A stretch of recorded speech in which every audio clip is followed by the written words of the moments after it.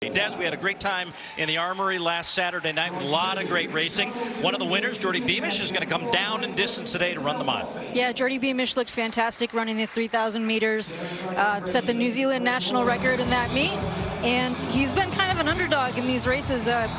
Put him as the guy who could spoil the event, and he keeps finding ways to win. I think he loses the underdog title after that win at Melrose and becomes the man to watch and the headliner.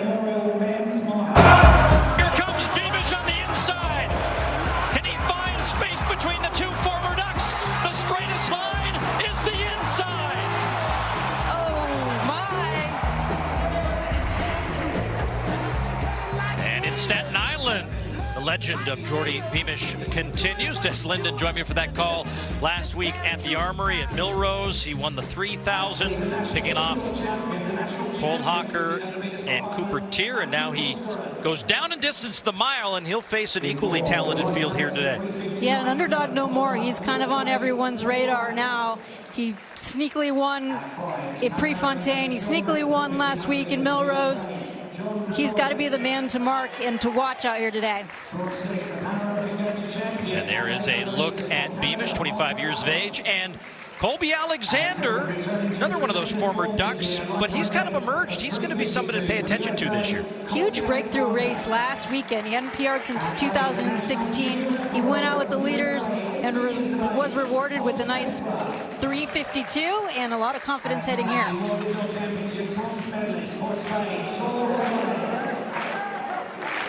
Beamish ran in northern Arizona.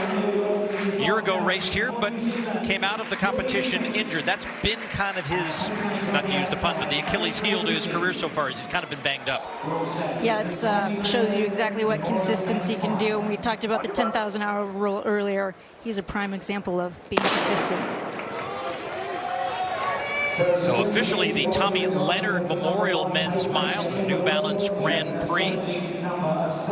And Erik Sowinski kind of has emerged as the man you call for pace setting at this distance. Starts to look around, enjoying the view out there in front. He's a 800-meter specialist, and Colby Alexander will dial in right behind him with Beamish behind him. The Johnny Gregorek, who also ran at Oregon, actually owns the second fastest time in U.S. history in this event. He's currently in fourth. Alexander wasted no time getting right up on the pacer Sowinski there. He said last week he just took off a little bit more than he could chew, he thought, with going out with Kerr and Ollie Hoare, and he was rewarded just running tough the last half of that race. So if it worked once, let's try it again and just keep perfecting the tactic. So 6 laps to run. Sowinski's still looking around like he's on a Sunday run, getting ready for the New York Marathon. This is where the elites prepare for that race each and every early November. And Alexander being aggressive right now. Beamish finding himself where he was in that 3K in the Armory last week. Going to have to make up the ground. And behind him, Gregorek and Ordóñez, the Spaniard. And then Hobbs Kessler, the youngster, 18 years of age, back there in 6th. This is going to get really interesting because you have Alexander taking a huge bite out of this thing. I'm going with the pacemaker. I want to be right on that 350 is super aggressive. And you have Beamish saying, I know that's too rich for my blood. I'm going to hang back and I'm going to use that closing speed that I had in the 3,000. Closing 25 seconds over that last 200 meters. He's got it. But is he going to be close enough to use it in this distance? Gregorek testing Beamish just a tad, maybe a stride on the outside of his right shoulder. Hobbs Kessler now moving up on Ordóñez. Marco Arop, who's an 800-meter specialist out of Canada, is the tall figure there, now moving up into the top 5. But Alexander now all alone. It is the leader, and you go back a few moments ago and, hey, Erik, stop looking around. Get out of my way. I'm running fast. He's on a roll. You can't stop this guy. He recently got engaged last week. He got that big breakthrough. Move out of my way. I'm ready to do my thing, and no one's going to stop me. I love it. I love where his head's at.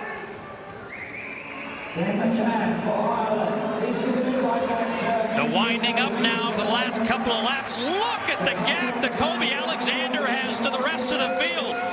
Gregorek and now McCann moving up and testing the Irishman now into second. It looks like a battle for second. They seem to have given up on the idea of chasing Alexander. He's going to have to fade in a big way for this to come back, but he looks super strong. He's digging in. It's him versus the clock. Confidence, confidence, confidence. You see it paying off right now. I'll say it though now, Des, that gap is quietly closing. One lap to go. That's where it happens. He wants to regroup, get himself ready to kick, and that's the natural spot in the race where you sort of lull. He should have saved just enough for that last 150, but is it going to be enough? Because they're really pushing hard here. It's the two Irishmen, Andrew Coscoran and Luke McCann. Now Beamish is into fourth, but he's got way too much ground to make up. But Alexander's running out of real estate. He's trying to hold him off. And he comes up just a couple of meters short. As the Irishman, Andrew Coscoran, shows patience in the race and takes the win in a new lifetime best, 3:50.364. Back on top. Let's go. What a run for Coscoran. He put himself, made smart decisions throughout. I think Colby Alexander, he made that decision early. It's high risk, high reward. Put himself out there, but he ties up late. It's all in. Switching into Coscoran's favor now, and he's got momentum. He reels him in right at the line, right on time with the lead. There he is on the home stretch. You can almost see it in his eyes. He knows he's going to go a little wide, not have any traffic on the inside with the lean. Times it just right. And no benefit of a big video board to kind of see where those guys were coming. He could certainly hear them coming, and Coscoran was the one to get by him just by a hair, about a quarter of a second, to take the victory over Colby Alexander. Luke McCann finishing in third. And Andrew joins us trackside. What were you thinking when you saw Colby go so far ahead? You just kind of had to show patience, and it paid off today. Yeah, he did well getting that early lead and went with the pace and stuff. We decided to let him go because it was such a fast pace, and obviously it paid off for me, kind of holding back a little bit early on in the race and then chasing him down. Yeah, I think I'm just a bit more of a kicker at the end, rather than consistent pace the whole way around. It paid off. Well, payoff it did. Congratulations on the win today. Thank you very much.